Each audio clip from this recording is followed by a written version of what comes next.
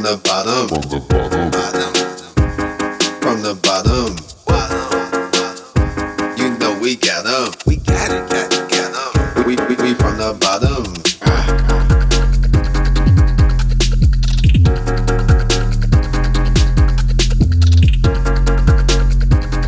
So once again, we back from the bottom. You know, we got two special guests on to spread some wisdom and knowledge with y'all out there today. We got Gary and we got Sean, you know, two people who I met over Instagram. You know, I seen what they was talking about and I was like, it'll be foolish not to have them on to spread some stuff with y'all.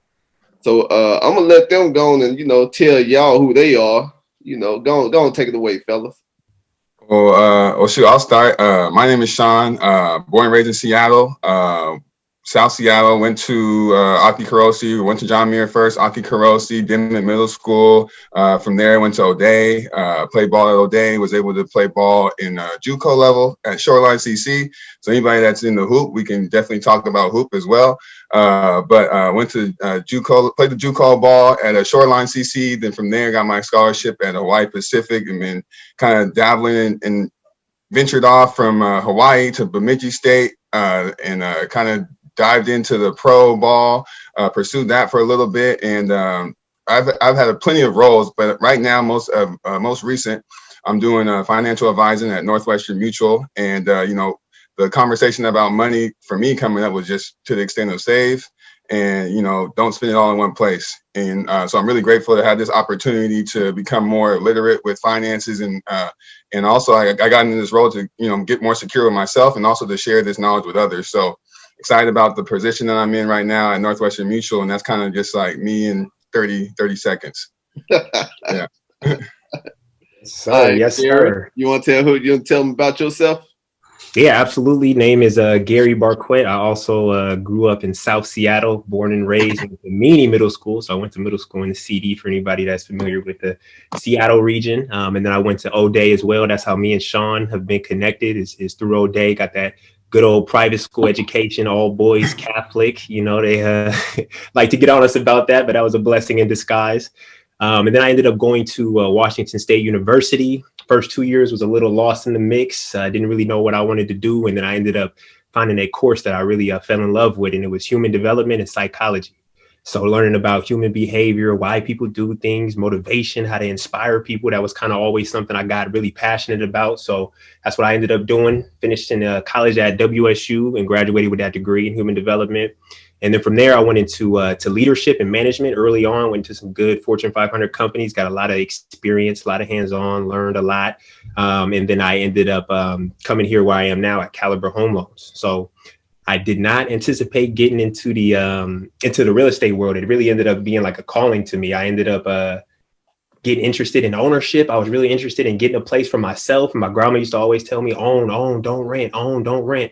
So I went the ownership route, met some good people along the way. And then I got a call about a year later asking if I was looking for an opportunity for a job. And here I am now. I took the risk, kind of put myself out there. It's something that was super challenging to get into. But now that I'm in the game, I'm ready to kind of excel and continue to share any knowledge as I go. So it's kind of where I am now. That's me in a nutshell. I feel like I could talk all day about myself. Sounds bad, but that's me in a nutshell. Well, I mean, glad to have y'all on once again. You know, I gotta say thank you for taking time out of y'all busy days, you know, in order to come on this show.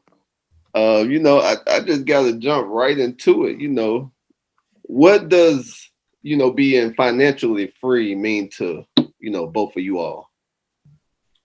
I'll go first. You know, for me, it's being able to have the freedom to do things, have the freedom to, you know, to travel, have the freedom to take some time off and, you know, maybe leave work early because you have kids or an event that you need to be at. Really, it's like the freedom of time and also having the freedom of focus, not having to stress so much about money, but being able to focus on other things because, you know, your finances and things are secure.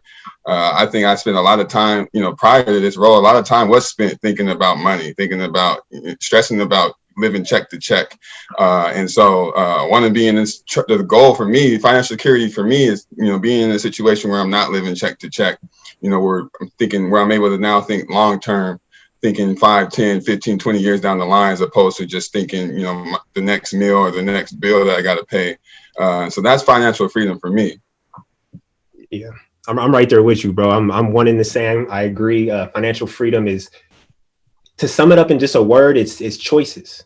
It's having choices, being able to do what you want with your time, as well as your money. Just as Sean was saying, being able to make those choices and do what you want, not have to worry and have those stressors. I also think it's being able to make money in your sleep. It's being able to figure out ways where you're not stressing over money. You're not, like Sean said, you're not stressing over that next paycheck. You know it's coming in. And one thing I always say too, as far as the mentality behind financial freedom, I want to be able to live life without worrying. I want to be able to live life, go out there, have the choices to do what I want. It doesn't mean I'm not putting in work. It doesn't mean I'm not working hard. It doesn't mean I'm not giving back to the community, none of that stuff. But I have the choice to do what I want with my time.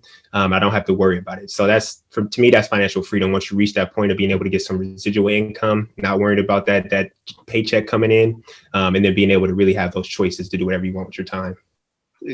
Okay. So growing up, did y'all have anybody in your family who pushed ownership and stay debt free, don't really use credit, or who tried to let y'all know early on, how to do money?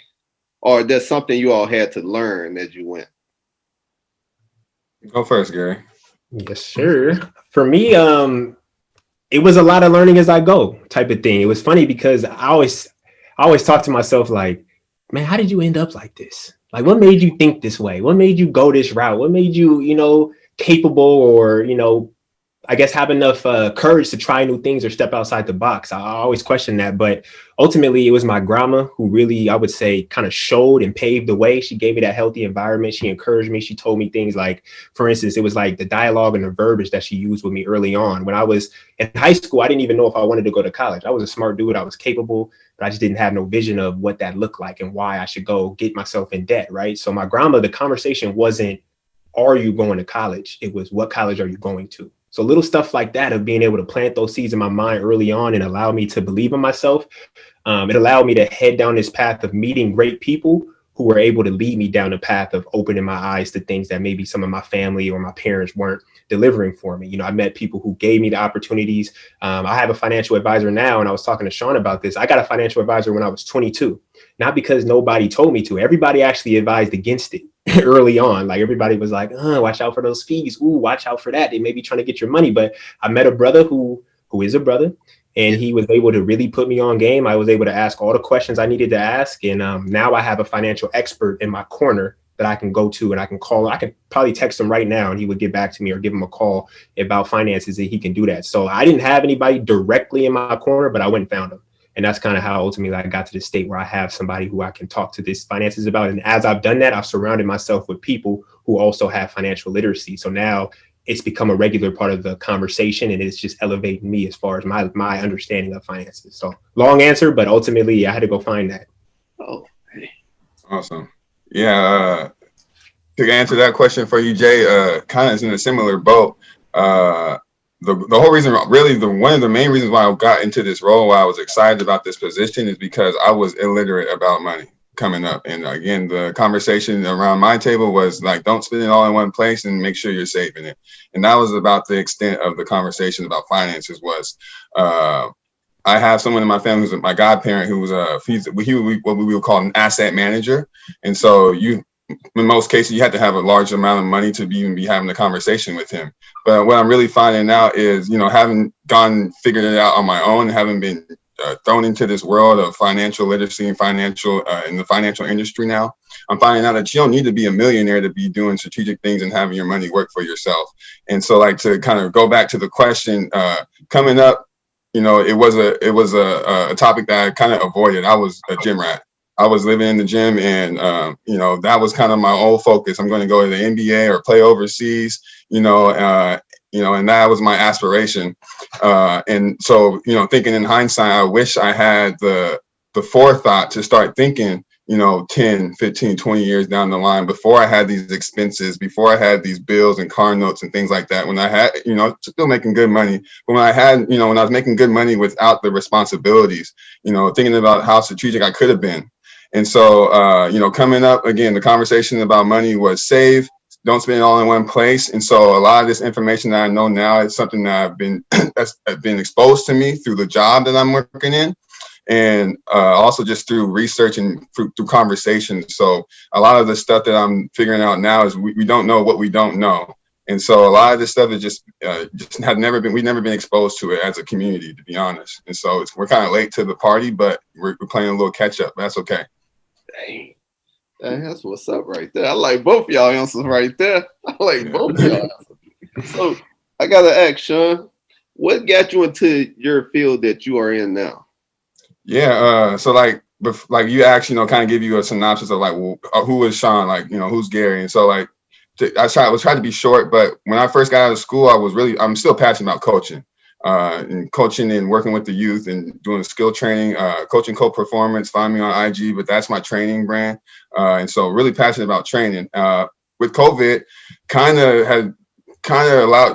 first had a lot of time. All the gyms closed. All right. And then had a lot of time to just kind of sit down and figure out like, what is it that I really want to be doing? And how can I put myself in a position to never be dependent on an unemployment check?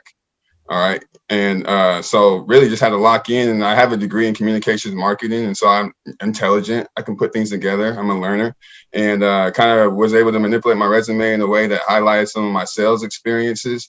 And I saw this role, about, basically creating literacy with finances and figuring out how to have your money working for you. And my eyes lit up. And so I pursued the role, and I'm blessed to have to land in the position. But essentially what I do now is, we try to help people first get clear on their goals, get clear on what it is that they want to do, get clear on what it is that they're spending in a month, what is it that they're bringing in a month, getting clear on the timeline of when they want to achieve these goals, and then coming back with some recommendations and plans about what is the most strategic way to go about that. And this is like some stuff that like really I wish I was doing 10, 5. When I first got out of college, I should have been sitting down having this conversation with myself about what are my goals. Let's be strategic about getting there, and then thinking about how to do it in the most tax advantage way. All right. And everyone wants to avoid taxes. And that's honestly one of the things that I'm figuring out too, like hearing Trump in this conversation saying he paid $750 in taxes, last year. And when I really look in and dive into that, he probably did it all legally. There's a lot of loopholes and a lot of things out there that we just don't know. And so I wanted to find out. And so that's really why I'm in the position now. And so I'm going all in, working on my investment license, just got my insurance license as well. So yeah, that's why I'm in the role now. And again, there's not too many Black dudes that in this role. And so I've been able to connect with a lot of guys, or a few brothers that are in this role. And we've been able to soak up game. Like Gary has been somebody that I've been leveraging and been leaning on. And there's a couple of people in my industry now who I've met. But and we all say the same thing. No one was bringing this conversation to us when we were coming up. And that's the goal. Hey, that's what's up. God, Leo was good right there. You're right. It's not too many Black people in that role right there. I think like y'all like the first two that I know, the financial advisor and loan officer. Like I ain't never met, no brother doing nothing like this. That's crazy. Yeah. And that's my point. It's like, in kind of like, I had a meeting with some younger guys earlier today, and just we're having a conversation about kind of getting clear about what is, the taxes. Some of the younger guys were just getting their first checks, and they're saying like, yeah, I noticed the tax coming out, but just having conversations like that, starting early, I feel like can go a long way. So that's why I'm excited about being on this podcast, excited about the role. So yeah, man. Oh, that's what's up right there, Gary. So what got you into your role, in the position that you're in right now also? Yeah, I'll start off by saying I never seen myself heading down this route. And I'll keep throwing that out there. And one thing, the message I always share with people behind that is that I never, like my biggest blessings in life were things that I never seen coming. You know what I'm saying? There were things that I never necessarily planned for. I was just ready for it. I just had the right preparation. I met the right people. I made the right moves to put myself in position to get to this spot. Because like I said, in a loan officer of all things, like nobody goes to their mom and be like, Mom, when I grow up, I want to be a loan officer. Like nobody's ever said that, like ever. So it's something that you don't see yourself getting into. But I learned that it is one of those industries where you got to know people. It's all about who you know. And it's something that we hear a lot, right? It's not about what you know. It's about who you know. And I'm learning that more and more as I step into this professional world, is that a lot of people, they have these networks of people where they can put each other on, and they can put each other on to some big money. And that's something that I'm learning very early on. But anyways, I always see myself working with kids too, kind of like Sean. I was youth oriented. I wanted to give back to my community early on. I still am involved in a lot of nonprofit and youth work and stuff like that. But one thing I just made a determination early was that I knew I couldn't make as much money as I wanted to early on working with the youth. And I knew it. And I was like, as much as I want to, spend all my time doing this, it's not going to be able to give me the money or give me, quote unquote, back to what we were saying earlier, the choices to be able to give to other people in the way that I really want to. So I started navigating, okay, let me head down this path of, I'm gonna work for this good company and I'm gonna learn their ways. I'm gonna learn the game. I'm gonna learn the lingo. I'm gonna learn the leadership styles. I'm gonna learn the systems in place to be successful and to generate money. And after doing that for a few years, I learned a lot. But I'll reiterate it again. It's not about what you know, it's about who you know. And I met great people along the way. And then real estate, like I said, I got into real estate early to the point where I bought my first condo last year, about a year and a half ago at 26, all on my own. You know what I'm saying? Nobody handed me a down payment. I was able to save that money from when I started working out of college, living with Grams, and best believe she still charged rent too. So it's not like I was living rent free. I tried her. She wasn't having it. She still was charging the rent. So then I ended up saving some money, bought my first crib at 26. And then I started understanding the way, like, I got taken through the process, started understanding how important it is to know certain things, how much we don't know about the process of getting a loan. But luckily I had some good people in my corner. And then ultimately, like I said, I would say like about a year into owning my place, the same person who took me through my loan and helped me, who was my person, his name's Drake, he ended up giving me a call and was like, hey, what are you doing right now? Do you want a job? And I was just like, what are we talking about? Like, I had a good job. I was in a good place. I was working for a good company. But ultimately, I decided to bet on myself. And that's when you go into industries like ours, when it comes to financial advisor, real estate in general, loan officer, we're like consultants where we get paid based off of who we work with and who we help. Otherwise, we don't get a paycheck, really. In most cases, we're commissioned. So that's a big piece of the puzzle, too, is I bet on myself. And then ultimately, that's how I got to where I am now. So right people. Man, so I got a question to ask. Since both of y'all, didn't take the regular path, was it hard for you all to break into, the position that you all are in? Financial advisor and like loan officer. Like, was it hard to break the barrier and get into those positions? I'll go first. Like my last two roles before I was a trainer, I was a postman. And I had my own postal route similar to Gary. Like, I had a good job, got good money, but it was zombie work, honestly. Could have done it in my sleep. And then was able to dive into my passion with the training. And again, training is awesome, but like going back to what Gary was talking about, we are in a position where we eat what we kill, where, as many people as we are able to help, that's kind of the ability of us to, bring income for ourselves. And so training, it's hard to scale that. If you think about like how many heads I would have to see in a day in order to really, have the choices that I want to have with financial security. And so both of us have college degrees. And I feel like, again, like Gary says about the people that you're connecting with and the people that were able to, again, help us like launch us into where we're at today. But I think this is a perfect time to kind of try new things, because honestly, there was a lot of, in some of the interviews, you can just kind of vibe and feel it out that there are people that are actually looking to give young Black men that are ready to take advantage of the opportunity.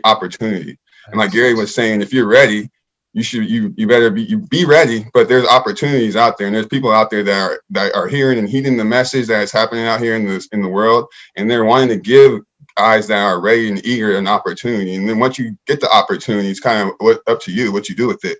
But I feel like I kind of took advantage of that, and there's no shame in that. To me, if that's what it takes, if I got to be the token Black guy to get in the door, then that's what I'll do.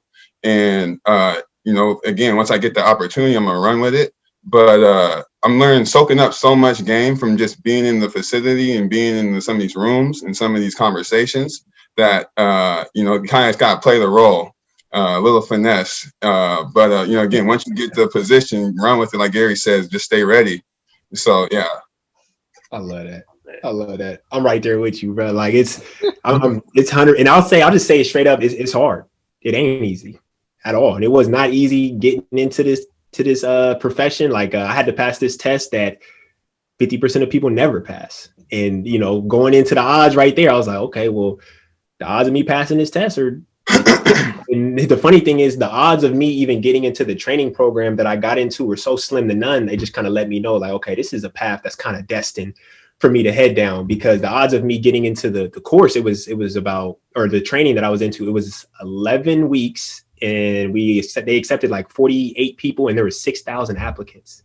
So 6,000 applicants and they accepted 48 people. And I think I did the calculation on that. It's like 0.06% or something crazy like that, like not even a percentage. So it's been difficult. It's going to continue to be difficult. Just like Sean said, like we are in a sense like the token black guys, because I mean, if you even think about it from a population standpoint in Washington, African-Americans, we only make up 3.7% of the population. People forget that. We don't realize that sometimes. In Washington, we make up 3.7% of the population. If you cut that in half, males and females, then that's 1.35%. So the reality is we are short on numbers out here in general in Washington. So when we step into any profession, it's probably going to be like that. But especially these type of professions in the real estate and the financial, it's a little more scarce. So it's really, for me, I think the motivation is breaking down some of the barriers and letting people know that they can do it too. Like there's nothing stopping you from stepping into what you need to step into. And hopefully I get to the point one day where I can be that person getting people into it. You know what I'm saying? So that's kind of the goal, but yeah, it's a grind from the beginning.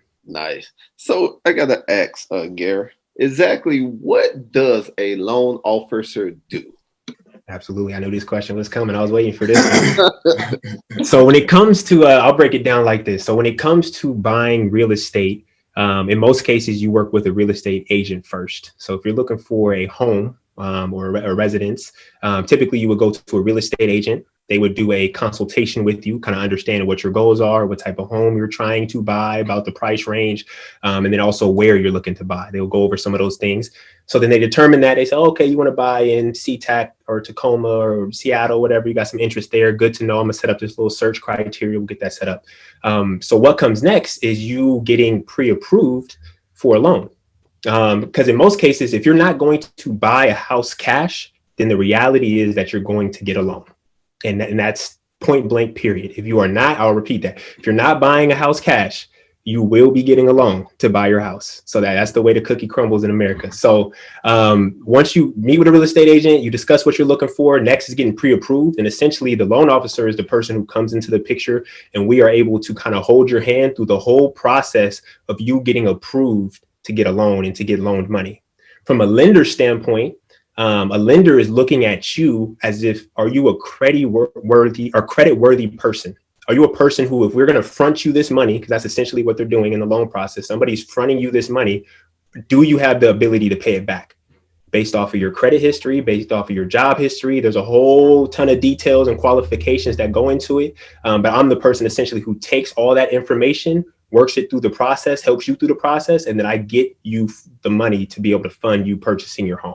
So the loan officer is like the expert when it comes to the loan process and making sure that we're doing everything to get you set up to be able to get accepted for this home and be able to buy your house. So that's essentially what a loan officer is. They get, like I said, it can get real deep, but that's kind of the 10,000 foot view. Okay. So Sean, I got to ask, what exactly does a financial officer do? Right on. So I would call myself a financial advisor or a financial rep. And what we do is, transactionally, we help people with insurances, help people roll over retirement accounts, help people really make sure that their retirement accounts are invested in the correct things, help people with investments. But again, on that 10,000 level, we first thing want to sit down with the person and really figure out, like, what are the goals? What do you really want to accomplish? Cal, be talking to Cal and be saying, Cal, like, what is it that you see for yourself in 3 years, in 5, in 10? What does retirement look like for you? When do you want to retire? Then getting clear on that, getting clear on the timeline, the short-term goals and the long-term goals, and then going back and figuring out, like, what can get in the way of any of these goals? What are the debts? What do we owe on our mortgage? What do we owe on the house? Do we have student loan? Do we have credit card debt? All right. So let's, again, fight against interest and let's be taking care of the debt.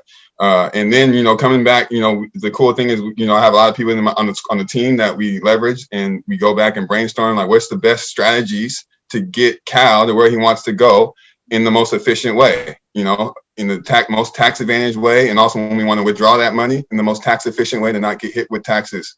And so making sure that, we're being efficient in the planning, and then also making sure that we have something in place to protect us in the event that anything happens to us, that our family is straight. If anything happens to our ability to work, that we're still able to bring in income and put money towards the goals and put money towards the investments and things like that. And so, again, just being that person that, because a lot of us have a lot of other things happening in life. And it's not rocket science when I'm finding out a lot of this stuff that are just basic 101s in terms of, how to be saving, how to be strategic with your money. But at the end of the day, we have work, we got kids, we got other bills, we got hobbies that we want to be, going after.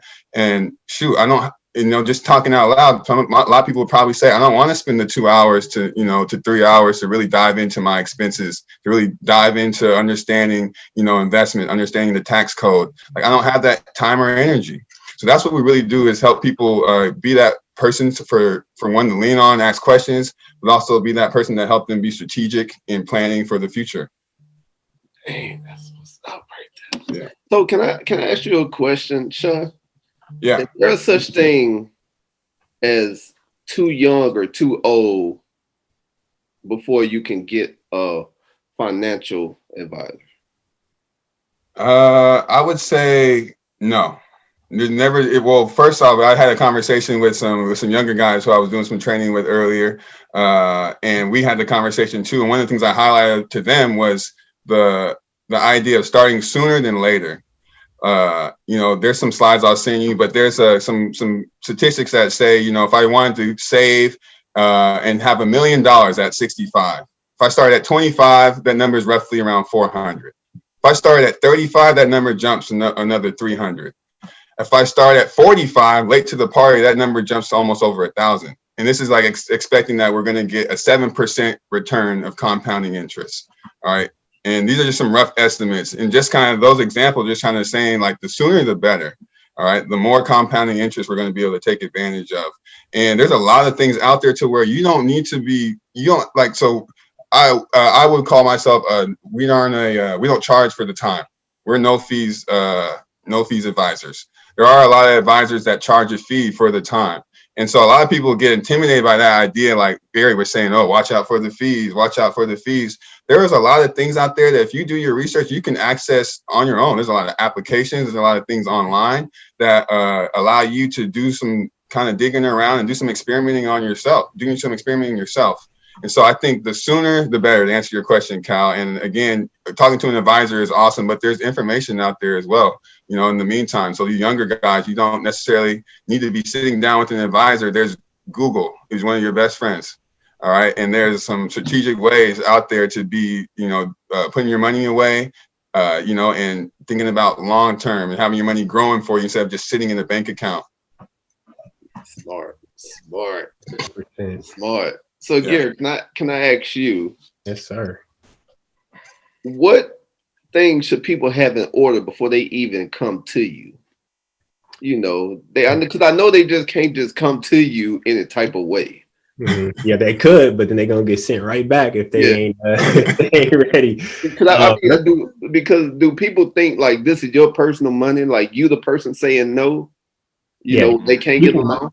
Yeah, people probably will think that a little bit, but I think going through the process, they'll start to understand that it's guidelines and stipulations that we follow. It's like one of those things where it's like, hey, don't kill the messenger. I'm the one who knows the rules and knows the regulations, and I'm trying to give you all the knowledge that you need to play the game and put yourself in position to win. So number one, honestly, I probably would say credit. Get that credit right. That is first and foremost. If you're looking at, there's different loan programs for different situations. There are loan programs that are more suitable for people who do have a little bit of a lower credit score, a little more lenient on that. But even then, I would say the lowest is about 580. So keep that in mind. And then if you really, when it comes to qualifying for like a conventional normal loan, conforming loan, which is not government sponsored, you want to be about 620. Now, if we want to talk about saving and getting a better rate, now we're talking about 720 plus. So those are like the loans, like those are that. When it comes to loans, credit is probably one of the things you want to have in order off rip if you can. If not, we actually have some programs to be able to kind of get you set up to get your credit right. We have experts and people on that who can say, hey, this is how you can get your credit up 200 points in 3 months, X or whatever it looks like. So credit's one. Number two is make sure you're working. You know, don't come with no job. That's not going to work. It's really not going to work, even if you have some money coming in. But one thing I'll say and keep in mind, too, is that when it comes to the approval process, income is a big piece to the puzzle. And we look into the finances. So, you know, one thing I'll say, I'm just throwing this out there straight up for people. If you're getting money under the table, if you're getting money that is not being taxed and things of that nature, be mindful of that, because we look into all that. We look at all your finances. We pull up your bank statements. We know what you spent your money on for the last 90 days, literally. So if you got money going out to, you know, baby mama, $300 a month, checking in on that. If you got money going out to, you know, the friend or family in a different country, we checking on that. If it's consistent, right? If we see $300 a month, every month going out, we're going to ask you, hey, what's that 300? So I would say just income, having a stable job. You know, we're not going to even consider you if you haven't had a stable job for 2 years. That's one thing to keep in mind. Credit score is a big piece to the puzzle. Those three things I'll probably say for starters is the credit score, the income, and the job history. If you can get those three things on point right there, we can kind of start to figure out some of those other pieces that come to the table. So I would say those are the biggest. So what if it's like an entrepreneur? You know, for the stable job history, like, but what if they're like a sole proprietorship or something like that? Oh, let me, because I kind of been, that's why I hopped in that. So really, me and Gary first tapped in, really talking about, you know, we both went to O'Day, and, you know, I wanted to connect with solid people. And then finding out that Gary was a loan officer, I'm like, yo, I need to be taken through this process. I need to know, like, how can I get a home? He's telling me how, you know, he's gained equity on his home already. I'm like, I need in on this. So I kind of went through the process a little bit with Gary, and finding that out. That's a good question, Jay. Is like, I'm a sole proprietor, and so I need to have 2 years of work history, at least, unless I want to have my mom sign on the dotted line for me, which she loves me, but she's not going to do that. All right. So got to have 2 years of work history. And so, you know, with COVID, you know, my gym position is gone. So, you know, we're diving into this new career. And so, I have to put in some time. So that's to answer your question. From my experience, I know I have to have 2 years of work experience to have a real conversation with Gary without having mom or someone else sign on for me.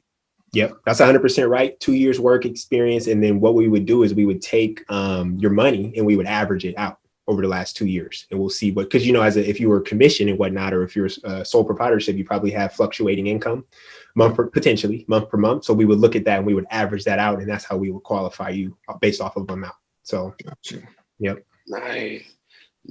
I got to give it to y'all, man. The knowledge that y'all are sharing, I really appreciate that right there. Absolutely. I'm excited. I like it. We're still learning. We're still learning. We're fresh in the game too. So we'll have to make this happen. Wait a minute. Yeah, we definitely got a lot more to come, man. This is just the beginning.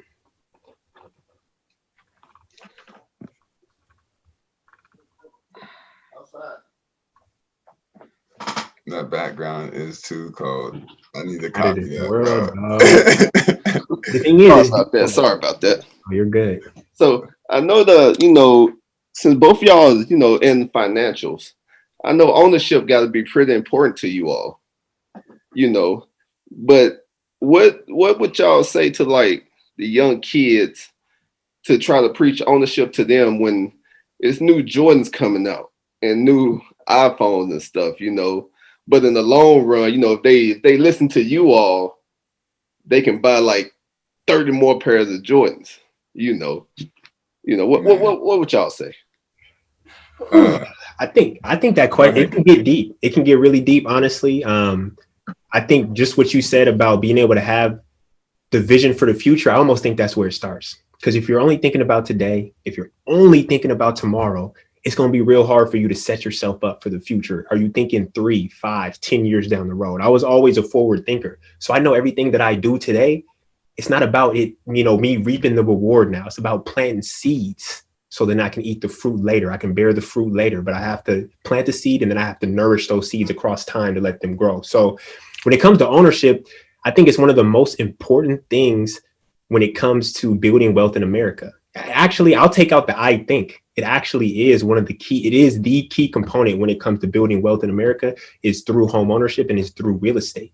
So, and that's just the way the cookie crumbles in America. That's what this country has been founded on. That's one of the biggest investment tools when it comes to America. That's where all the people with money put their money. So really, I would just be able to say, be able to be forward thinking and know why you're saving money now for the future. Have that understanding, just like Sean was saying, like write down those goals, have a clear understanding, write down your vision statement. What do you want to accomplish? Who you want to be? How you going to get there? If you don't have any vision of that, then anything else I say won't matter because you're just going to go spend that money when you have the urge or when the new J's come out because you don't know why you're doing it. Are you doing it to keep up with the Jones? Are you doing it to show off? Are you doing it to stunt? Are you doing it because you're trying to set yourself and your family up for success in the future? That's what you really got to ask yourself. And then once you establish that and you're able to understand that, okay, now we can start talking about some of this other stuff as far as specifically what it looks like to own a home. So depending on the age, that's a piece of it. And then lastly, I'll end it with this. When you buy a home, you give yourself a sense of pride, security, and something to pass down for generation to generation. You know, if you're renting your whole life, guess where that rent goes? That rent goes to pay for somebody else's kid to go to college. That's where the rent goes. When you invest into your mortgage, you're putting it back into yourself. You're investing in yourself. Because just like I was telling Sean, I've owned my place for about a year and a half. It's only a 259,000 condo, but now I can sell it for 285. So I have about 30 grand. That's what we call equity, the difference between what you owe on a loan and what the home is worth. And every single year, real estate goes up, up, up. Now, don't get me wrong. It's had its up, its ebbs and flows. But if you look over the trend of the last 10, 20 years, it's like this. It's always going up. So make those investments now, just like I was saying earlier, and you'll be able to pay, get some of the reward later. Nice. Yeah, man. To kind of piggyback on that, like on the ownership, like one, like whether it be land, whether it be owning a business, whether it be, there's a lot of things that we could be owning, but again, land and property are something that's not going to get more of. It's finite. Land, there's not going to be creating more land. Right now, people are racing to buy to get the plots of the land in order to put more houses down, build more apartments, because they know that it's a necessity that people must have. People need roofs over their heads. All right, it's something that is going to be constant. It's going to be a constant. And like I had a conversation with some younger guys today, and I think also a lot of it has to do with ownership is key for these younger guys to know, because a lot of it has to do with the things that we just don't know what we don't know. And I was talking to the little homie DJ today. He was saying like, yeah, he puts a lot of money up on his 2K video games. And I kind of broke down a little bit about like what's an asset and some different vehicles that we can be putting our money in that have different tax advantages. But the fact that, and then after the conversation, I just was like, was this helpful? And he, told me like, man, just kind of made me think like I could be doing other things with my money. But he didn't know about any of these other vehicles that I had pointed out. And even though he was maybe DJ is going to be in 6th or 7th grade. And so even though he's young, 6th, 7th grade, I think the earlier, the better, because now we can start processing those things. We're smart. Those kids are smart. They're going to go home and do some Google researches and research some stuff on their own, find out some more information. But I kind of got the ball rolling. I got the ball rolling in their heads. And I think a lot of it has to do with, we just don't know what we don't know. And we just got to keep seeking it and keep exposing others to it and sharing the information, not keeping this information to ourselves. So I think that's a lot to do with the ownership thing. So Gary, like I got Gary like sharing all the gems with me about home ownership, and it's perfect timing for me to hear some of the stuff that he was sharing with me, because now I have a plan. I can be more strategic now on like how much money I need to be coming in the door with to actually be in the conversation about a home loan, and like what's the benefits of being a first. Like there's so much that we can do. That there's so many different vehicles and avenues that we can be taking advantage of, but I just didn't know. And so now Gary has exposed me to some stuff. Now I can do my own research and come back and bounce some ideas off him. But again, just exposure, and listen, like we just don't know what we don't know. That's a fact right there. That's a fact. So Gary, can I ask you a question? So as a loan officer, would it be good to like buy land with other people, like a group of y'all buy land? or is it something that you should do by yourself? Good question. Good question. I would say for this particular question, it depends on the situation. For one, you got to know who you're getting in bed with or just who you're doing business with. You know, even if it's your best friend or somebody that you trust, you need to know how much money they're working with. You need to know there's some things that you're going to need to know to be able to make a smart investment with somebody. I probably would always suggest being able to work a deal or go through the process by yourself first. And then once you get comfortable with it, I probably would say, honestly, even more than once, because I've gone through the process. I'm even learning about the process. Now it's my job to teach other people about the process as far as getting a loan. And there's still stuff that you learn along the way, right? There's things that don't stick in our brains. So it's one of those processes where you want to get familiar with it before you start to spend big sums of money.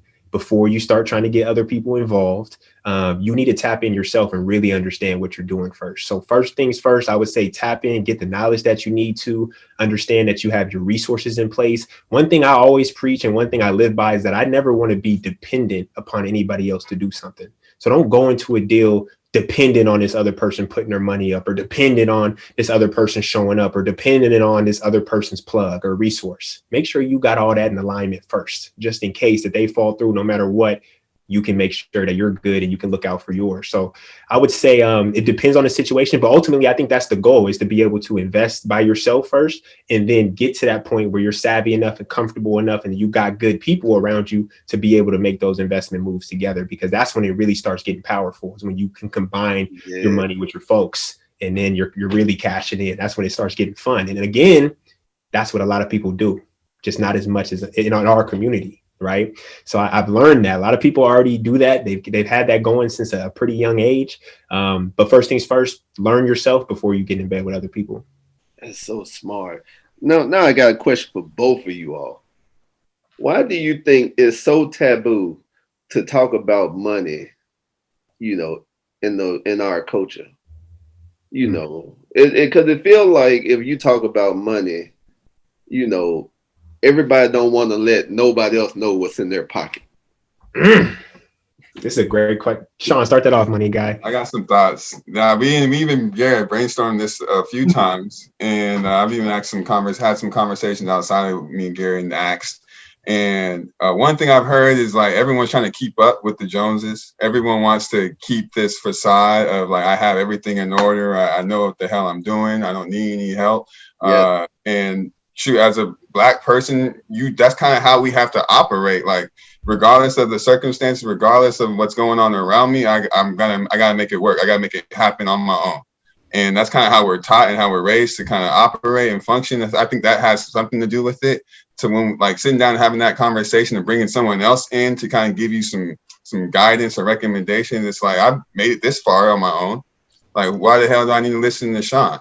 You know? But I think that's one reason. And I also just think that we're not very knowledgeable on the topic. So we don't want to expose ourselves to how ignorant we are to some of us. Some of us are more intelligent than others. And some of us are just stingy with the knowledge. There's a few, like I got a whole bunch of reasons why, but I feel like one, we're trying to keep up with the Joneses.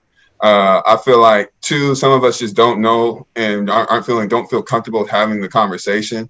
And then I also feel like some of us are just kind of selfish and don't really want to share the knowledge. They want to, stun on everyone and they kind of miss the boat, miss the picture on this is the mission and miss the mission. Yeah, that's fact right there. Well, what you think, Gary? Here you go. Yeah, I'm gonna go out on a limb here and say something a little crazy, but I think that's a poor person's mentality, just being 100% straightforward. And I'm not saying you are poor if you think like that. I'm just saying I think generally that's a broke person's mentality. That's coming from people who maybe never had much money.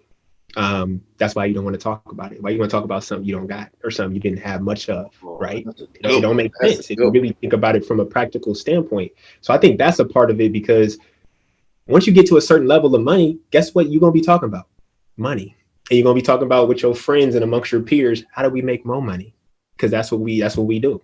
So I think that's a piece of it. And then we, just like Sean said, like, I think it's a part of our culture too, where we have this mentality of every man and woman for themselves. So I'm not going to tell you how much I make. I'm not going to tell you how much I got, because you're going to think you got the leg up on me, or you're going to start treating me different or acting All in different towards competition, me and this and that. Like, we don't got enough of this chemistry. And then also, I think it's a lack of vulnerability with each other. I like to be transparent about certain stuff because I think there's a certain form of accountability that comes with transparency. When you start talking about your money, or you start talking about your goals, and you put yourself out there to the world, then you better manifest, or you better be on working towards those goals. Otherwise, then you start to lose your credibility. So I think vulnerability, being able to have those conversations, is important, because when you're vulnerable, you're giving yourself the opportunity to grow and develop. If you're not ever putting yourself out there, like just like Sean was saying, like when you first sit down with a financial advisor, it's going to be uncomfortable, because you're going to start talking about things that you never talked with nobody. They're going to be asking you questions about your funds that maybe nobody's ever asked you before. They're going to tell you things that you don't want to hear, but you need to hear. Right. But that only happens when you put yourself out there, and when you make yourself vulnerable, and you talk about the things that are uncomfortable. So I don't know exactly why that, we don't have those conversations as much, but I'm a big push or component of having those conversations and making sure that you're talking about your finances is important. Oh, I respect that right there. So, since both of you fellows are younger, and y'all very savvy about money, how do y'all feel about people who be flashing money, who always show off their wads of money, be throwing money and wasting money, but then later on down the line, it catch up to them and they be broke? I mean, it's funny. Just like we went to all day high school. Okay, so now, like, very diverse school, but we went to school with some of these guys where their parents are CEOs of companies and CEOs of businesses, and also went to school with guys where their parents, they lived a few blocks away from the school. So we've seen it all, but it's funny, those CEOs, not necessarily all of them are driving a Mercedes. Some of them pull up in a Prius, and if you follow them home, they have a 3-story house. So it's kind of like, what's your priorities? So it's like, it's kind of funny to me, if that's your priority, flying money, or would you rather, make sure that your kids are set and your kids have college paid for? Or is flashing your money your priority, or would you rather have a home that's building equity that you can pass down generation to generation? So it's like, I mean, that's cool. If you want to flash money, awesome. But, I got different priorities. So that's kind of where I'm at. Yep. I'm there too. I think that's a part of the broke man's mentality as well. But no, truth be told, though, it's even deeper than that. I think in America, money equals status, right?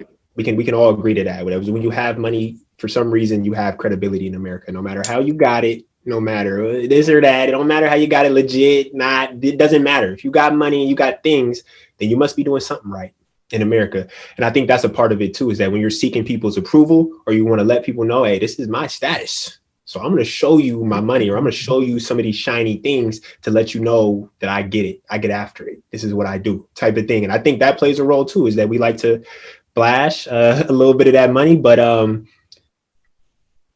again, part of the poor man's mentality, I think, is something that we eventually got to break out of collectively. And it's not just Black people. I think they're all different types of people, because even if it's not directly cash or money, sometimes it's the material possessions, like the cars and flashing, that type of stuff. It's America. It's all about either you're selling or you're buying, right? And it's a consumer mentality. So I think a lot of times people that flash a lot of money, or they flash in excess, I think they're more of consumers than they realize. Those might not be the same people that are making the real investment moves, that are real type of moves to really get wealth. It might be fast money coming in. So that's my take on that. No, that makes so much sense. I mean, sure, I like nice things too, but again, like you're getting clear on the goals and getting clear on like your own trajectory. And I think if the people that were flashing the money got clear on that, they probably would say, yeah, I should probably be putting this money up and trying to double up or flip it with something, as opposed to flashing it on an IG post. And honestly, too, on another side note, that's just stupid. You can't trust nobody out here. It's the same people that get robbed. I've been seeing too many. Exactly. I've seen too many stories where guys flash the Airbnb address, or they flash a little money, and the wrong people that they trusted got in, and they're not here today, or they got robbed and they got the story to share about it. And so it's like, yeah. Just kind of getting clear on your priorities, I think you'd see less of that. Hey. So what are you all guys' thoughts on generational wealth? To me, generational wealth is it's like the goal. It's the goal. It's 100% the goal, and it's the dream. It's a big part of the vision in terms of what I'm trying to create for myself and my family. Generational wealth goes back to the point that I was making earlier of being able to live life without worrying.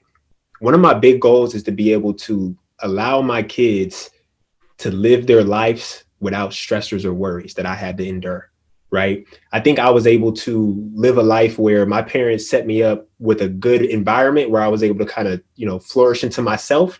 Now I almost feel like it's my job to lay the foundation to truly be able to build up and build generational wealth. Generational wealth to me is when your kids don't have to worry about college being paid for. It's already paid for. They don't have to worry about finances. They don't have to worry about their first car. They don't have to worry about going into debt. They don't got to worry about any of those things. All they got to do is show up and be themselves. And that's it. Authentically be themselves. So generational wealth, I think it's a big key to be able to unlock things in life. And I just don't understand what else it would be about besides setting your family up and your future generation for success in the future. I think that's literally all we should be working towards, is being able to set our families up and create, because I see how powerful it is. I see what happens when people grow up with wealth. I see how they live life. I see the lack of stressors that they have in their life from having money in their life. And it allows them sometimes to break through barriers that much quicker or to get to places that much faster. So like I said, my parents did a good job raising me. And now I feel like it's kind of like my job to be able to build something that my kids can grow on and really step into themselves. That's awesome. And so generational wealth for me, I think back to like today, some people are able to pass down a home to their kids, or pass down assets that they have in the market, et cetera. But when you think back to how like generational wealth, the idea that was all started, especially in America, it was a clean slate of land. We robbed the land from the natives, but honestly, people just said, rang the bell, ran out, put a stick on the land and said, this is ours.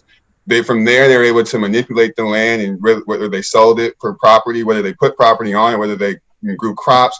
Those families now, 10, 20 years down the line, now they have, a nice head start. They're able to do things now with that money, put it in the market, manipulate it in other ways. And think about, we're 200, 300 years behind. When you really think about that, we weren't in that race to put a stick on the land and say, this is ours. And so we're playing for a little bit of catch up. But again, the goal, like Gary said, one of the ways to really, put a stake on generational wealth would be ownership. And, I think that's really big. And I want to be in a position, again, to be able to say, son, school is paid for, or son, you're going to Harvard, or son, I have a job for you. You're going to take over my business or take over my company when you graduate school. That's what you want to do. And so, I've been in situations where I see that, I've had conversations where they're saying, yeah, my dad was an advisor and I just landed in the role and now I'm going to take all his clients. And I would love to be in that position to say that I can, hand off a business or hand off a home to a son or a daughter. And so like that generational wealth for me is like being able to launder opportunities to the people that you surround with. And, I think back to like the documentaries I've seen, where they literally rang the bell. The people ran out on the horses. They said, this is my plot of land. And that's how it all started, for them, generational wealth. And so I'm trying to be in that position to be able to just, hand someone a job, hand someone a college tuition, and yeah, generational wealth for me. Yeah, and real quick to one point you made just about being able to have that plot of land. Man, that's so powerful, because I have a friend who recently, one of my friends' in-laws, they bought 28 acres out in their hometown. 28 acres. Out here in Washington? 8 of them things. Yes, in Washington. It's like, it's pretty deep. It's Raymond, Washington. It's over there. Not too diverse, all that good stuff. But they bought 28 acres. And I was talking about, I was like, well, why'd y'all get that? Well, for the family, for generation. Now, it's not about them. They're already in their, they're already retired. They already got their crib. They're set. They're good. But they bought 28 acres for the family. That right there, that thinking, that's the type of thinking right there that builds generational wealth. Not only can I pass you my crib, but matter of fact, you can start building as soon as you get ready, son. You can start building your house on that. We got 28 acres. Take your pick. And that's powerful. That's the type of stuff where I'm like, that's the level of thinking of, I'm setting something up that'll last well beyond me. That's generational wealth. Oh man, I love those answers right there, fellas. I love those answers. Gary, I do got a question for you. Yes, sir. Is a home loan and a commercial loan the same thing? You Okay. know, Nope. They are not. Now I can't give too much details on a commercial loan. That's not my level of expertise. I'm on the residential side only. So I haven't dealt with that. I haven't gone down that path. But I did sit down with a commercial loan officer actually. So he does the same thing except for the commercial spaces. And he told me, this is what I heard, this is to another person, but he told me that it's a very similar process, probably just even more detailed and more scrutinized when it comes to the commercial side, because there's going to be businesses. There's typically a lot more money involved, typically as well. yeah. So it gets a little more, even more nitty gritty and down to the details when it comes to that commercial side. But they are not the same thing. So, for instance, the company I work for, Caliber Home Loans, we only do residential. So that's 1 to 4 units. Is considered residential. So that's one thing to consider too. Everybody, just throwing it out there. If you are looking into getting your first home, you actually can get a loan for a duplex, a triplex, or a quadruplex. You can get that and you can live, but you have to live in one. So you have to live in one side. If you get like a quadruplex, which is 4 different units, you live in one of them and you rent out the other 3. Now that's when magic starts happening, when you start creating something we call cash flow, when you get your, and then you also get your mortgage paid for, so you don't have to come out of pocket. So there's a lot of ways to play the game, but residential mortgage loans, those are specifically for 1 to 4 1 to 4 units. That is. I heard about that right there. I heard that that's what you want to do. Get like a duplex. Going to the triplex, going to the duplex, like that's a big part of the game. I know a lot of people say you should try to buy one, but it ain't as easy as people make it seem. They just don't pop up like everybody talking. I hear people say that a lot too. They're like, "Oh yeah, I'm about to just go get a triplex." I'm like, "You haven't even bought a crib yet." It's possible, but yeah, like you said, it's not easy. So, Sean, I got a question for you too. How important is life insurance to people? Like, is that something that you bring up to them? Or that's something that people don't like to talk about because they think like, you're talking about life insurance, that must mean you're finna do something to me or something. Yeah, so that's part of the planning. Like we say, we want to protect, we want to optimize, and we want to grow. All right, grow is the clear, obvious one. You got your money in the market, you got your money in investment. You want to grow that money for retirement or maybe for a shorter term. You want to optimizing your finances by not having a lot of debt. All right, not like we're trying to build this sandcastle while the tide is taking it away. All right, we want to be optimizing our financial book. And then lastly, protecting it. So that'd be, again, talking about life insurance, talking about disability insurance. A lot of us don't even know that we have group coverage through our work, and our group coverage only covers a certain amount of our salary. So say, Cal, you work for Sony, or I just came out with Sony. You work for Sony, you had a broken leg, you can't work on the floor anymore. All right, you need long-term, and it goes longer than 3 months. All right, you have some things that go wrong with the procedure. You can't work any longer. Now the job does provide for you 60% of income, all right, 60% of your salary, but you got to understand that salary is also going to be taxed. It's going to be taxable income. All right, so now it's going to look more like 50% of what you would have been making monthly. And so a lot of people can't live off of 50% of what they were making monthly. And even if you are able to pay the bills and pay the fixed expenses, you probably aren't able to put money towards investing, put money towards retirement. You kind of messed up all the goals that we sat down and kind of strategized for. All right. So one of the main things that we talk about is protecting our income, which is the most valuable thing that we're working with, and what is keeping all the goals on pace is our ability to bring in income. So a disability policy will be one thing we talk about. And then life insurance is another thing that we talk about, making sure if anything were to happen to Cal, that his wife and the kids, 1, aren't drowning in debt. Also that 2, that they're able to pay off the funeral and things like that. And then talking about also, like, what is it that you would like the life insurance to do? Would you like it to, provide for the kids maybe 5-10 years? We'd like your wife to be able to not have to work for 2-3 years. And when you really think about it, there's 2 types of life insurance. There's term life insurance and there's whole life insurance. Term life insurance is like renting a house. It does the job. It puts a roof over my head. It will give a death benefit if anything were to happen to me. But just like renting a house, that money that I put into it, when my policy expires, it just went out the window. I don't get to take any of that money. But again, it's an inexpensive policy for a big benefit. All right, one of the most efficient ways, you'll probably spend $25 to $30 for a $500,000 life insurance policy, something like that. All right, so now whole life, it'd be a little bit different. It's like buying a house, a little more expensive because again, you're going to be able to hold on to that policy forever until you die, as opposed to the term life insurance has an expiration date. All right, so whole life insurance is like buying a house. And when you buy this life insurance policy, every time you pay in premiums, your house or your life insurance policy is building equity. All right, so now you have some cash value that you can access into this policy. And again, when you first buy the house, not a lot of equity in it, but as it gets matured and you stay consistent with the premiums, it starts looking really good. I think Gary talks about, we both have whole life insurance policies. And so again, the goal is later down the line, not having to pull out the money from my investments, not having to pull out the money from my other strategic things, and able to leverage this cash value in this policy while also having it do its job of, again, providing a death benefit for someone, for my family in the event anything happens to me. And one thing that people should know is, again, it's just like with all the planning and everything, the sooner the better, because it's all dependent on your health and age. And so you had sent me a question, Cal, like, should I buy life insurance on my mom or should we buy life insurance on a family member? Yeah. Well, so next one.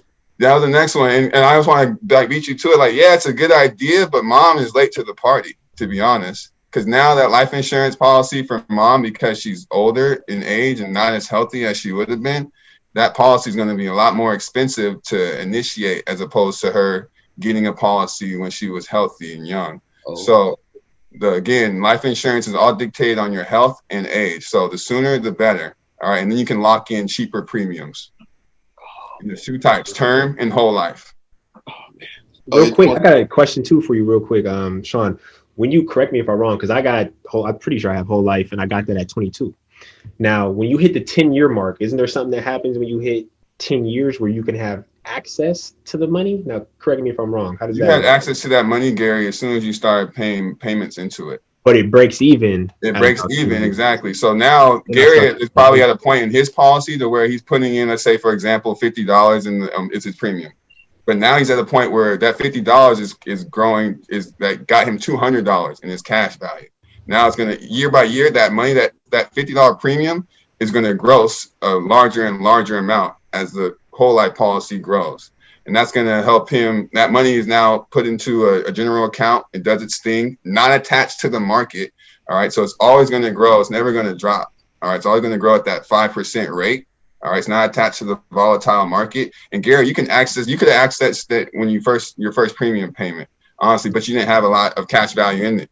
But exactly. 10 years in, it's going to look nice. You probably would want to be leveraging that. And again, that would just be a loan, basically creating a bank for yourself. You're taking a loan, and that loan would be subtracted from your death benefit. What? So you wouldn't have to pay that loan back. It'd just be subtracted. You don't have to. And do they penalize you for taking this money out? Tax-free. Comes to you tax-free. So again, also thinking about when you die, there's something called a probate process. All right, probate. If anyone has had anyone pass in their family, they probably know about probate. It's basically, if I died, I passed through probate, and the government, IRS, checks to see, what does Sean owe? What does he owe us? We're going to get our money. Okay, and that may take some time. All right. Life insurance policy, term and a whole life insurance policy, that death benefit does not pass through probate. So that's another reason why people should have this life insurance policy, because now this death benefit doesn't pass through probate. Your family's going to get that immediately, tax-free, not going to get taxed on it, and they can pay off your debt. They can do whatever they would like with that lump sum of money, but again, does not pass through the probate process. IRS can't touch it. That was a good question, Gary. That was a good question right there. I was literally curious too, because I be thinking about the life insurance account, like, what can I do with this? Hey, look at that. Keep tabs on that. Yeah. I'm gonna be 32 when when it breaks even and I start getting some return on it. I'm like, see, like and it goes to your point, like the earlier you get started, the better, because I'm gonna be 32, which I realize 32 ain't old at all, right? So now I'm like, wait a second, I'm glad I started a little earlier, because one of the first things we did, and Sean, you'll know about this process. completely. We went through the different buckets of where I'm putting my money and diversifying Exactly. I love my that. portfolio. And it was one of the best things I ever did because I got accounts that I don't think about at all. But I Yeah. got max in it. You know what I'm saying? So it's to the point where I can call my financial advisor and say, for instance, if Sean was my financial advisor, Sean, man, I'm about to, invest in this new MacBook. Could you shoot me a 1,500 out of my brokerage? And it'll be like, yeah, it'll be there next business day. So I have a barrier to get to it. So it's not like I'm just gonna be like, Sean, can I get $50? It's rough this month. I gotta go to Fred Meyers or whatever. But I got a barrier. So when I want to access this account, I gotta go through Sean, but it gotta be for something that I really want. So now I have these different buckets of money, diversifying my portfolio and out of sight, out of mind. So these are accounts that I don't just see every single day. We see our savings account a lot, or we see money every day, but this is accounts I don't think about, but it's still collecting that money up. So that's one thing I love about it. Okay, We use the bucket analogy a lot. I like that. That brings me to a question when you just said that. So, Sean, if you are in charge of their money and stuff like that, can you say no if they come to you with a dumb idea? Like they'd be like, Sean, I need 5,000 to go make it rain at the strip club. Can you be like, no? So, as a financial advisor, I have fiduciary responsibility. I act in fiduciary, meaning I have to speak and do and recommend things that are in the best interest of the client.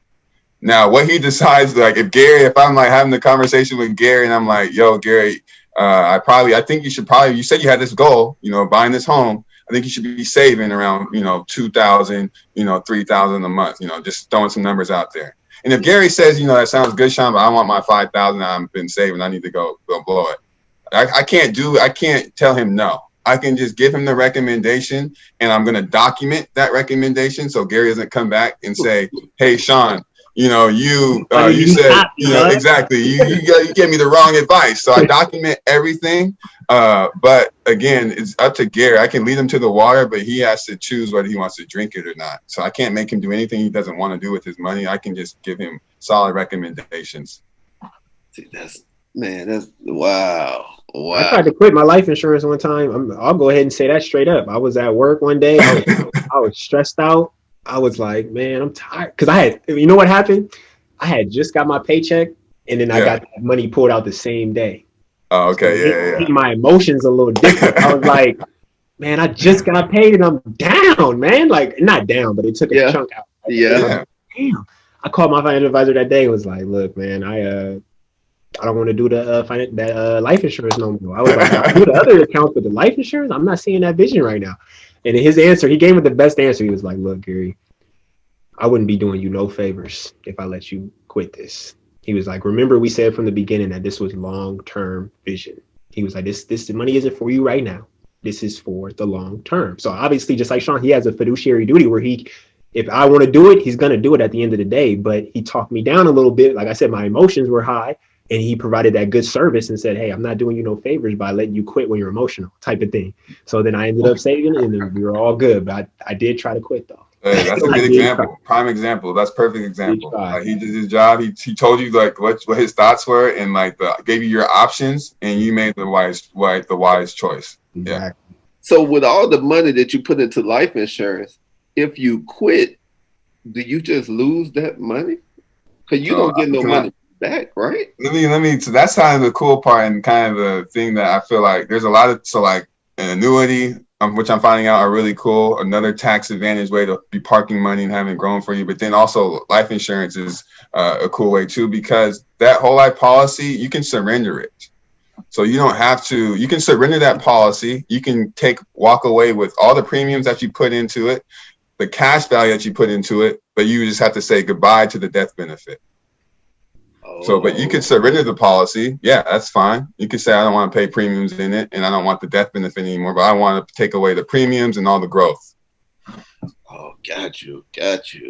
Okay, so Gary, I got a question for you now. Now it's going.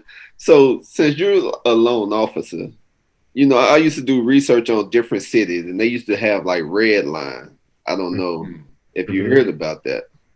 Oh, yeah. But like, did Seattle and up here in Washington, did they have red line also? Oh yeah, everybody did. Honestly, the whole United States. It was all over. And let me I want to make sure I get this definition right. Yes. But I mean, redlining is essentially, from my understanding, is just when they artificially hike up prices in certain areas or rates in certain areas to deter people from going there. So for instance, I'll get the official definition here. Refuse a loan to someone because they live in an area deemed too poor of a financial risk.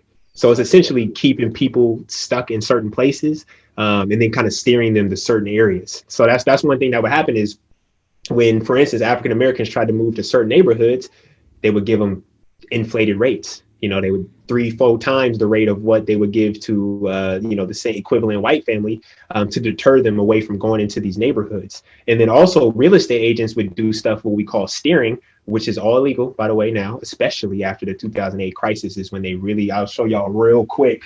I got 2 of these books about this thick.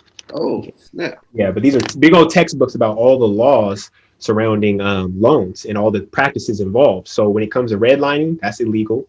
And when it comes to steering, that's illegal. So a real estate agent can't say, if I go to my real estate agent and I say, hey man, I want to look over here in Madison Park. That's a great area. They got a lot of nice shops over there. That's where I go to my chiropractor. Let me get a spot over there in Madison Park. And they say, Gary, well, Madison Park is cool, but what about the CD? See, the CD, and I'm not necessarily talking about the CD it is now, but I'm talking about the CD that we typically know growing up. But I think you should go over to the CD. It might be a little more suitable for your family. That's steering. Go ahead, Sean. How can you tell me, like I kind of have an idea, but like explain to them like how they could manipulate rates. Like, what does that mean? Rates. Oh, gotcha. How they manipulate that. Yep. Yeah. So when we refer to rate, when we're saying rate, what I'm really referring to is the interest rate.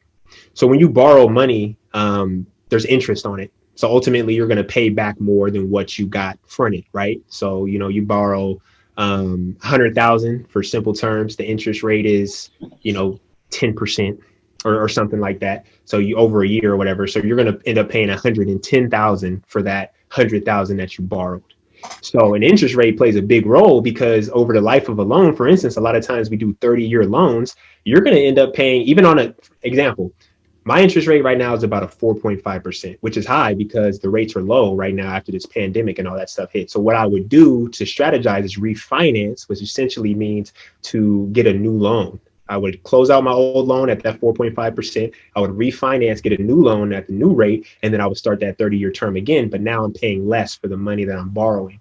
So manipulating the rates means that typically it would be a 3% interest rate, but because you're Black and because you're coming to a neighborhood that we don't want you at, it's actually a 10% interest rate.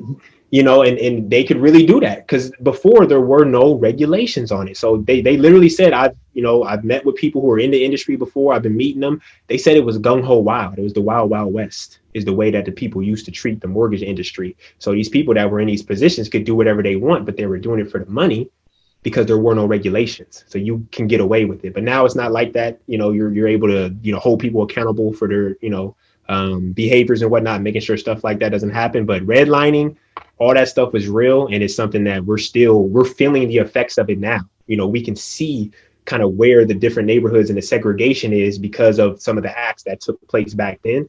So now it's time to start changing that trajectory, honestly.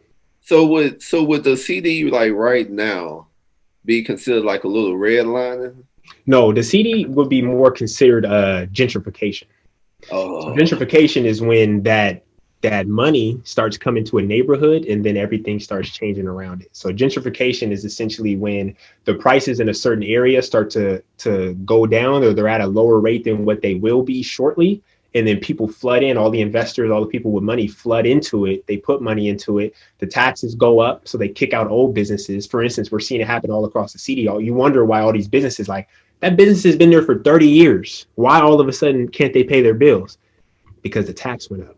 You know what I'm saying? And they're forced out. So then the people start coming in with money. And then that's literally what we're seeing in the CD right now is we're seeing a ton of people who didn't grow up in the area, but they came with money. And they're able to invest that into the community, and then you see everything around it start to go up as well. Like the middle school I went to, Meany, It shut down not too long after I left it, and it just reopened. Now that there's a whole new plethora of people and money in the area, now they reopened it and remodeled it. So that's just a small example of gentrification. So I would just say, support your community by shopping, in your community, shopping in your area, support small businesses so we can see less of that happen. Honestly. It's important. Circulate our money. That makes a lot of sense. Now I got a question for the both of you all. If a kid, growing up and he want to get into you all profession, what would be some advice that you all would tell them in order to try to get to your level? So for me, in my profession, I would say first, there's a lot of information out there, and start taking notes of like terms or words that you heard in the conversation, write them down and spend some time researching them. So people that went to school to do what I do, they would say they have a degree in finances or degree in economics. Again, my degree is in communications marketing, but I have a sales background. And so that essentially, as a sales person that has a sales background, we're supposedly good at creating relationships, good at talking with people. And a lot of this job is building relationships, getting someone to trust you. Because again, it's like, we talked about this. One of the reasons too, I think that it's tough for the community to be like, it's a taboo topic, is like, we're very, I'm a cutoff person. I'm like, I need to know you. I need to trust you in order to like have those in-depth conversations. And so gaining trust would be one thing. Like, keep honing in the skills, honing in your conversation skills. Don't be afraid to talk to any and everybody. But the degree would probably be a degree in economics or financing.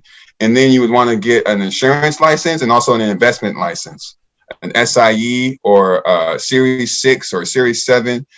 You guys can look these up if you're interested in those. But those are the licenses that you need in order to sell or help people roll over or manipulate retirement accounts or investment accounts to assist people buying stocks. You need those licenses to do that.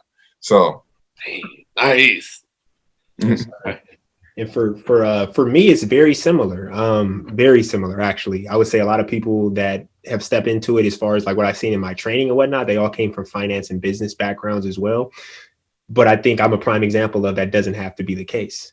So honestly, the first thing I would say is if you're listening to this podcast and you're interested in this field of work, come talk to me. I'm the person that will take my time to talk game with you, give you any game or any knowledge that I have. That's who I am. And like I said at the very beginning, it's not what you know, it's who you know. So start by making some introductions, start by getting comfortable with reaching out to people, start by, just like Sean said, building relationships. If you can't build relationships, then you don't even want to be in this line of work anyways.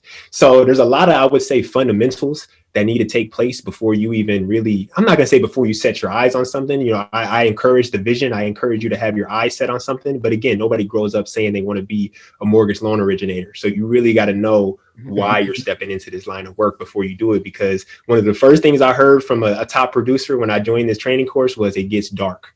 That was one of his first advice, or just that's how he explained the profession early on, was it gets dark, just meaning that it gets difficult. It's a grind. It's not easy. You're going to go through dark periods of trying to really understand all this stuff. And then a lot of just being declined, because that's a part of sales too. So I would say same thing as Sean said, get your degree, finish school, and then come talk to your boy, and I can tell you everything else you need to know. Oh, thank y'all so much for all the information you all been sharing on this episode. But I got two more questions. Are y'all NBA fans? Oh yeah. Oh, all day, definitely. So who win the championship this year? I'll go first. I'm a Laker fan. I'm a Laker fan. So, were you a Laker fan before LeBron came? I was a Laker fan with Kobe. Kobe's my favorite player. Oh, okay. Kobe's my favorite player. And I didn't like Kobe when we had Ray Allen, and that was his rival. But once Ray Allen left and the Sonics left, I jumped on the bandwagon. Been a Kobe fan ever since. And rest in peace to the GOAT. We can learn a lot from his mentality and just how he carried himself. But yeah, Lakers, I got the Lakers to win it. We picked up some nice pieces this offseason. Bron's been taking care of his body. He's going to come back fresher than ever. Like, what can you say, man? Yeah, like Lakers. I just don't know. And I'm a LeBron fan. I can't say that I'm a Lakers fan. And when you're from Seattle, I think you can say that. You can be like, we don't have a team. So like, what do you want me to say? Like, I grew up here. This is my home base. But I was a LeBron fan early on. I was even LeBron over Melo early on when that was an argument. And I've stuck with him ever since. But I think I just don't see nobody stopping him, man. What's your thoughts? I got to know now because it seems like you might have some thoughts going through your head. Yeah, who you rocking with? I don't know. I was thinking like if Miami was able to make a couple of key trades, I could have seen them doing it. But then after the bubble, I can't deny the Nuggets. Hey, they be upset. Oh my, that's true. It was balling. That's true. Yeah, and I'm just thinking like with Porter back, playing better, Murray on a whole nother level. Jokic, whatever his name is, the center. I can't deny them. I ain't even thinking about the Clippers. I hear that. I ain't thinking about the Clippers. I'm worried about the Nuggets and the Lakers on the West Coast. I could agree to that. There's some young. They're young too, so they should be getting better every year. Coming for that, but it's almost like it's Jordan era to where like I almost really feel like LeBron's at a level where he gotta just take a couple of years off for guys to get a shot. They had to stack the team over. In Golden now that State. the Warriors got hurt. They had to stack the team in order to do that. They had to bring KD. They had to put Clay. They had to put Steph. They had to put a few other guys on the squad to get on the level to compete with Bron. The Warriors didn't stack the team. They drafted their team. Well, except KD. What happened the year though that LeBron and Kyrie, did they not send them home? And then KD hopped on the bandwagon. So. Bron, people forget, don't sleep on Bron's greatness, man. I still think Jordan's the best, but man, the way he's kind of had this longevity, 10, 12 years, like still jumping out the gym, it's kind of I think he might be honestly, I think LeBron might be the best teammate of all time. I'll go out on a limb and say that. They're facilitator, however you want to describe that, but you kind of hear what I'm saying. Like, I'm not saying score, I'm not saying elite killer Mamba mentality. I'm just saying Bron for Bron, who Bron is. Yeah. There's nobody like him. He's a family man, married to high school sweetheart. Like, he opened a school. Like human, with the law. Never in trouble. No shenanigans. Like, LeBron is a model. He's a poster child. I can't lie. I do get tired because it seems like people only got one conversation when you ask the NBA. And that conversation is always Jordan or LeBron. And I try to tell them that that's two different players. Like, LeBron is more of a team player and Mike is more of a killer, with like him and Kobe is killer with points, and I don't know. I just get tired. It's funny. I like that conversation because it's funny. Not too many people quit the team or in free agency were saying like, I want to go play with Kobe. I want to go play with Jordan. But a lot of guys are saying, I want to go play with Bron. But actually later, when I think about it, later in Jordan's career, there were some guys that I thought were nice, like Ron Harper, Rodman, some guys that had nice careers that said, Kukoc was drafted by them, but that said like, hey, I want to go play with Jordan. But Kobe, not tough to play with Kobe. Not a lot of guys said I want to go play with Kobe, but he got it done. But Bron's a kind of anomaly with that. Like all-stars saying like, I want to go team up with my rival, the guy I should be competing with. I want to go play with him. And so in a different era, this is a little different era, but Okay. So that's the question then. When LeBron finally hang his shoes up, who league is it going to be? Who's next up? Yeah, who next up? Is it going to be Giannis? Is it going to be KD? Is it going to be Harden? I think it's Giannis, to be honest. My answer, I'm going to go for I think it's Giannis. I think really he's so dominant and don't even have a jump shot. When he get a jumper after 2 MVP, and I see the shot, I see the form, it looks solid. And he's in the East.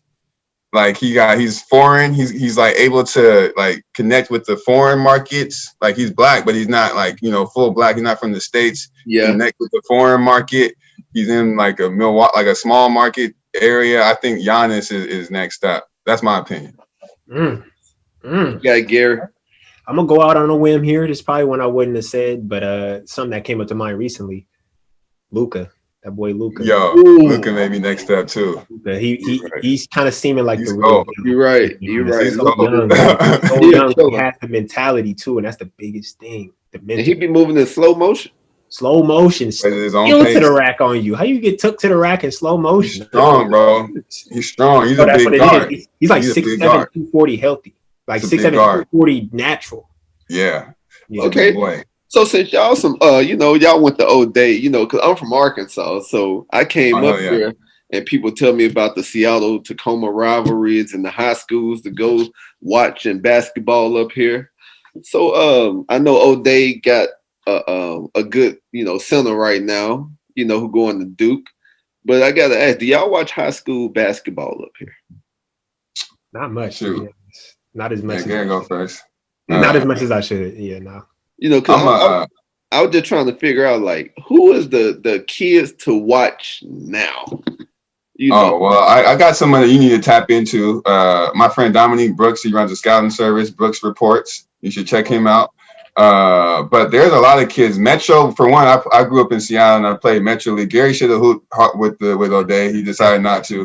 But, Metro League, I feel like, is one of the most competitive leagues in the state. And I remember coming up, our rivals was Seattle Prep, Rainier Beach.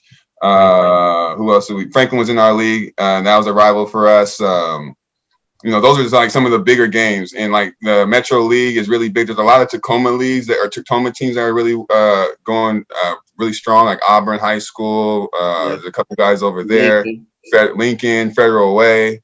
We got a lot of basketball, and I always watch college hoops lately, and I've always see one or two random guys that went to some school in the middle of the east corner of Washington, or middle of down south, the southeast corner of Washington, that went to some small 1A school that got picked up by a D1 or D2 school. We got a lot of talent in Washington, and I think the scouts and people are starting to take notice. We are in the West Coast, so Cali. And Cali and Oregon, but California mainly gets a lot of the pub, and it's Hollywood. They get a lot of the Instagram, a lot of the social media buzz. But I love traveling and playing against those guys, and just competing with them when I was playing, and really getting a lot of respect. They always say, "Oh, you Seattle guys." Oh yeah. They always respect it. They always recognize and give us respect afterwards. And so I think we get slept on because we're on the West Coast and we're like right above Cali, but don't sleep on us too long. We almost got, for per capita, we got like a nice roster of guys that have been in the league. I'm just talking about league. There's a lot of underground guys. People don't realize Black people exist in Seattle, though. That's one thing. No, for real. That's one thing I learned when I travel. People be like, "Oh, there's Black people out there? Oh, y'all cool." I'm like, at least we can put on for Seattle, because otherwise people don't know that we exist. So we're like a hybrid. Hey, I must admit to y'all, I was growing up down south. Only thing I knew about Seattle was Gary Barquet and stuff.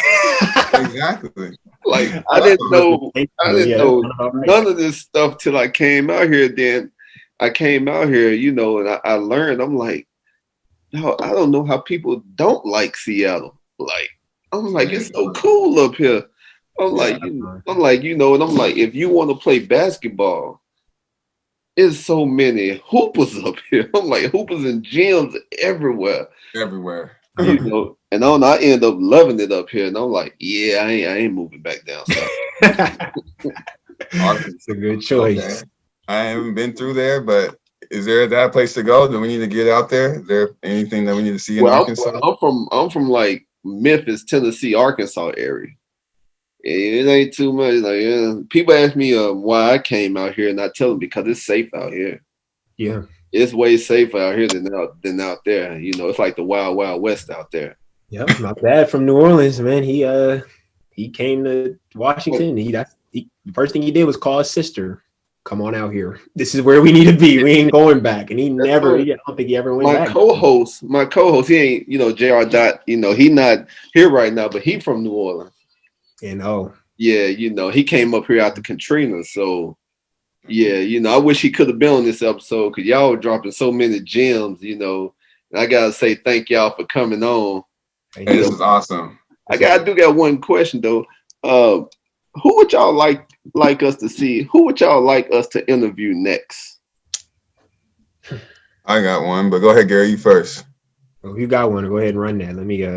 My guy is Dominique Brooks. My friend Dominique, he runs his own scouting service, and kind of got me on this tip. We were talking about basketball, talking about hoopers. If this scouting service was around when I was going to high school, there's a lot of guys in that Metro League. I made second team All Metro in the same year that Peyton Siva, Aaron Dotson, Devon Pickett. Yeah. There's a lot of guys in my league that are my era that did some things, that could have done some things. If this scouting service was around when I was going to high school, probably wouldn't have been the Shoreline. I probably, would have gotten, thinking in hindsight. So I feel like a lot of it is exposure. And Dominique Brooks runs a scouting service, Brooks Reports. He's just starting it out, but he's a coach for the top Rotary team, assistant coach there. Seattle Rotary, yep. And Brooks Reports, BROOKSREPORTS. But and it just allows the kids to again get their name out there, get some videos and recordings on social media.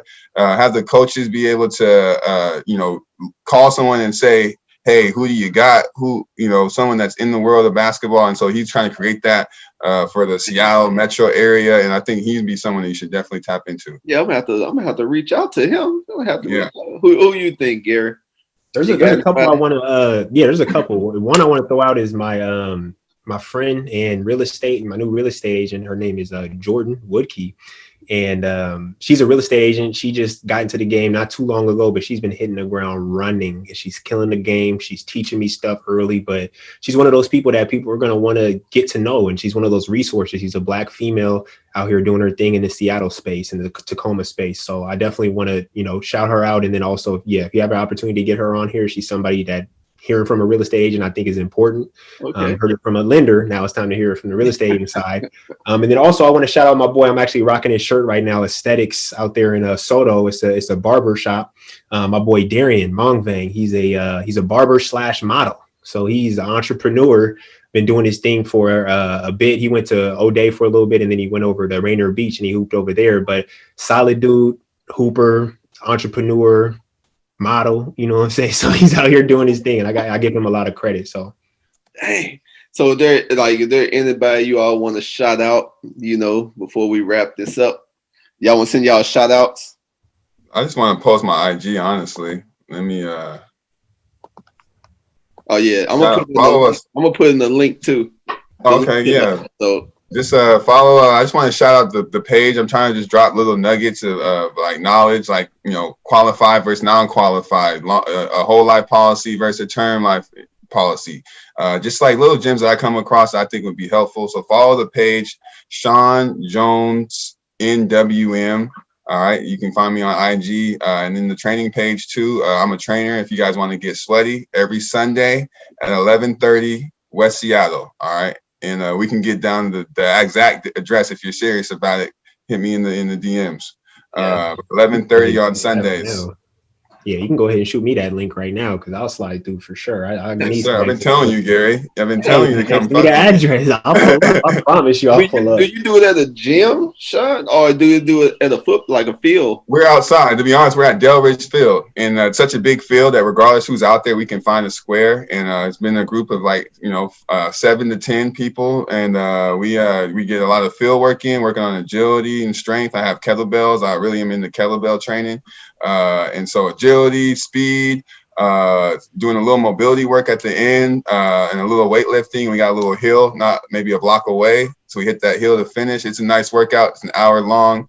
So yeah, come mess around and get sweaty, get a workout in. I'm gonna have to come because I'm gonna have to come one time. I'm way out of shape. Come on, Cal. Let's get it. I'm there too. I'm COVID shape, yeah. But I'll give a shout out to again Jordan Woodkey. I'll follow her on IG. She's a real estate agent out here doing her thing. If you're and it's one of those things where you don't got to be buying a house now, but at least start having that conversation, start making those connections. That is the key. So Jordan Woodkey, check her out. Check out my IG, my business IG. It's called Home Advising with Gary. Just like Sean said, I'm trying to put out knowledge out there and just start getting that. I want people to learn the lingo. I want people to learn the basics. I want people to be able to understand this stuff in plain language. So that's a big part of my goal on there. And then also, lastly, shout out to Aesthetics, Soto, Denny, and Darian. If you guys are looking for the clean cut and good vibes, good energy with some good dudes in Seattle, that's definitely where you want to get the cut. So shout out to those people. Sweet. So I got to ask, can each one of you all give an inspirational quote to our audience? I definitely can. Let me think. Gary got the quotes. I know Gary got the quotes. I'm not I gonna would lie. like to send some inspiration people way. I be having so many in my head sometimes. I be like, which one do I want to share? Give me a second here. Let me pull Come one. on, AG. Take y'all time. Take y'all. It's all inspiration, motivation, like Nipsey. Let's see.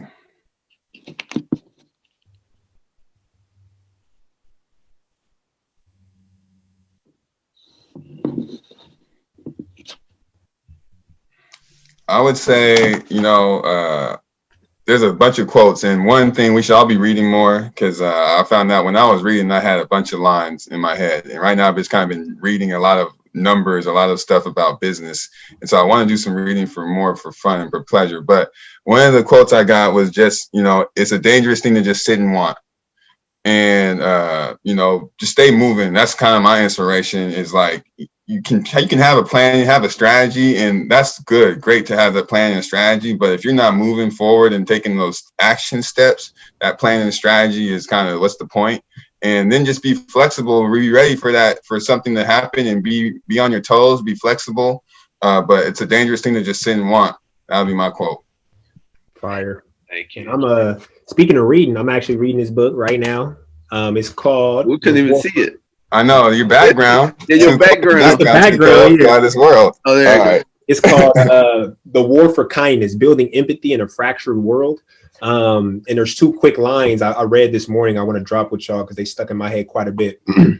So the first one is, just as we become stronger through exercise, the right practices can grow our intelligence or shift our personality. And this is all research-based, by the way. So this is based off of practices and studies over time. So essentially, if you put in that work, you can get smarter. So don't think that you stuck with what you got type of thing. And then the next one is, people who believe in themselves do things that give them even more reason to believe. They adopt habits of mind that work over the long term.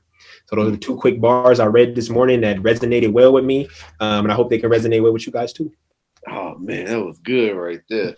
Once again, I got to say thank you, fellas, for coming on. I really appreciate, taking the time out of y'all day to do what y'all did today. Anytime y'all need to come on and share something, shoot, y'all know, y'all can just hit me up on Instagram. We're gonna make this happen again for sure. Yeah, we got to.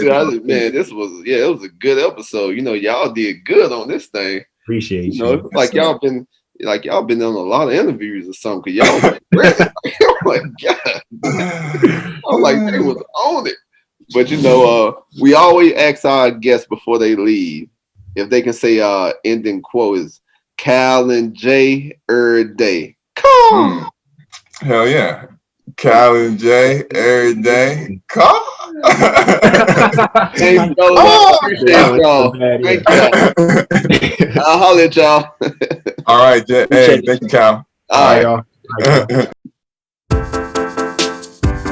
From the bottom. From the bottom.